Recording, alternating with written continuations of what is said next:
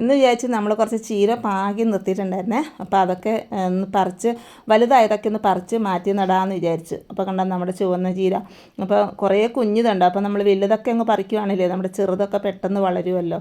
അപ്പോൾ നമ്മുടെ red rose ചീരയും ചുവന്ന ചീരയും കൂടെ ഞാനിങ്ങനെ വേറെ വേറെ പാകി നിർത്തിയതാണ്. അപ്പം നിറയെ പുല്ലും കിളിർത്ത് വന്നിട്ടുണ്ട് ഇടയിൽ കൂടെ.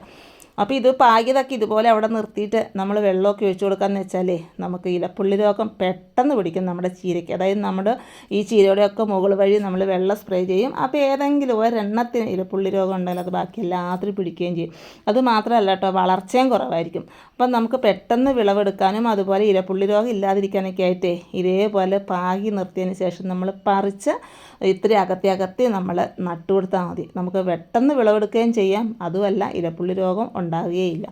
നമ്മളെ ചീര റെഡ് റോസ് ചീര ചുവന്ന ചീര ഞാൻ രണ്ടും കൂടെ ഇലർത്തി നട്ടു കൊടുക്കാമെന്ന് വിചാരിച്ചിട്ടാണ്. അപ്പോൾ അത് രണ്ടും കൂടെ നടാറായതൊക്കെ ഞാൻ വലിപ്പമുള്ളത് നോക്കി പറിച്ചെടുത്തു. അപ്പം നമ്മുടെ റെഡ് റോസ് ചീരയുടെ തണ്ടും ചുവന്ന ചീരയുടെ തണ്ടും കണ്ടോ, നല്ല റോസ് കളർ. പക്ഷേ ഇലകളൊക്കെ ആണെങ്കിലും ഒരേപോലെ. അപ്പം ഞാൻ ഇത്രയും പറിച്ചെടുത്തു കേട്ടോ. ഇനി ബാക്കി നമുക്ക് നട്ടതിന് ശേഷം പറിക്കാമല്ലോ എന്ന് വിചാരിച്ചിട്ട് ഇത്രയും പറിച്ചു. അപ്പം ഞാൻ മണ്ണൊക്കെ ആണെങ്കിലും നേരത്തെ ഇളക്കി, അതായത് നമ്മുടെ ഡോളോമൈറ്റൊക്കെ ഇട്ട് നനച്ച് വെച്ചിട്ടുണ്ടായിരുന്നേ. ഇന്ന് വീണ്ടും ഞാൻ കുറച്ച് ചാണകപ്പൊടിയും കൂടി ഇട്ട് വീണ്ടും നനച്ചു. എന്നിട്ട് നമ്മുടെ തൈ ഇതുപോലെ നമ്മുടെ ചീര പറിച്ചിങ്ങനെ അകത്തി നട്ടു കൊടുത്തു കേട്ടോ. വീണ്ടും ഞാൻ നനച്ചും കൊടുത്തു. അപ്പോൾ ഇനി നമുക്ക് രാവിലെ ഒന്നും കൂടെ നനച്ചു കൊടുത്താലേ നമ്മുടെ ചീരയെല്ലാം വാടാതെ കിട്ടും.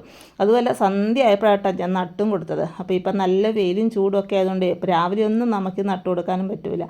വൈകുന്നേരം സന്ധ്യ ആകുമ്പം ഇതുപോലെ നട്ടു കൊടുത്താൽ ഒക്കെ നല്ല ഉഷാറായി കിട്ടും. അതുമല്ല നമുക്ക് വെള്ളം നനയ്ക്കുമ്പോഴാണെങ്കിൽ എളുപ്പമാണ്. ഇതിൻ്റെ ചൂട് വഴി മാത്രം നമുക്ക് വെള്ളം ഒഴിച്ചു കൊടുക്കാം. അങ്ങനെ നമുക്ക് ഇലപ്പുള്ളി രോഗം ഇല്ലാണ്ടാക്കുകയും ചെയ്യാം.